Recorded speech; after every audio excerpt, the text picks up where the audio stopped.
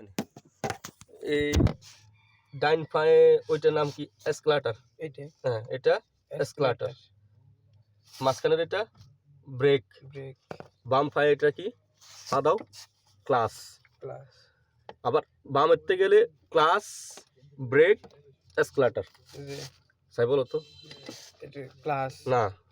escalator escalator এটা break আর ইয়ে এটা ক্লাস ক্লাস মনে রাখতে হবে আবার বামেরতে যদি যায় আগে তাহলে ক্লাস ব্রেক এসকেলেটর ডাইনের তাইলে এসকেলেটর ব্রেক ব্রেক ক্লাস এটা কিন্তু মনে রাখতে হবে কারণ আমি কিন্তু আমার বলবো না যে ডাইন পাস হবো না বাম পাস হবো আমি কিন্তু এসকেলেটর বলবো ব্রেক বলবো ক্লাস বলবো তখন যখন যেটা বলবো সেটা করতে হবে এটা এসকেলেটর না না এটা ক্লাস ক্লাস ডাইন পায়ে এসকেলেটর বাম পায়ের এটা ক্লাস মাঝখানে একটা ব্রেক জি ঠিক আছে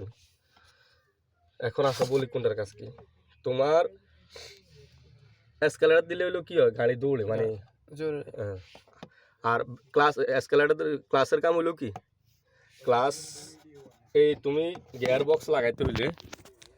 ক্লাস চাপাও ফুল চাপাও ক্লাস এটা ফুল চাপাও দাও হাত দাও এটা হলো গিয়ার বক্স তুমি গিয়ার লাগাইতে হলে অবশ্যই ক্লাস এটা ধরতে হবে ফুল চাপাইতে হবে এই যে অবশ্যই তোমার ফুল চাপাইতে হবে এইটা হলো গিয়ার বক্স এই হলো এক আমার কাছে এই হলো একেরতে স্টেট হলো দুই জি ধরে রাখো ওটা ধরে রাখো দুইয়েরতে আবার তোমার কাছ দিকে হালকা নিয়ে তিন তিনেরতে আবার চার চারেরতে আবার পাঁচ এই হলো আমার গাড়ি হলো মোট 6 গিয়ারের এই হলো ফার্স্ট হলো গিয়ার আর একটা হলো ব্যাগ এরপরে এখন আবার নিউট্রাল করে দিব আবার ক্লাসেটা চাপাও ছাড়ো আবার ধরো এই হলো আবার এই নিউট্রালের থেকে তোমার কাছ দিকে নিয়ে এই হলো এটা হলো ব্যাগ মানে ব্যাগ কি গাড়িটা পিছনে যাবে ঠিক আছে নি এখন বলি তোমারে তখন গাড়িটা ফার্স্ট টাইম তোমার স্টার্ট দেওয়ার পরে গিয়ার লাগে যখন হাঁটাইতে হবে তো তুমি ক্লাস এটা দুই ক্লাস ধরো ধরো এক লাগাইছো না তখন ওই ক্লাস আছে না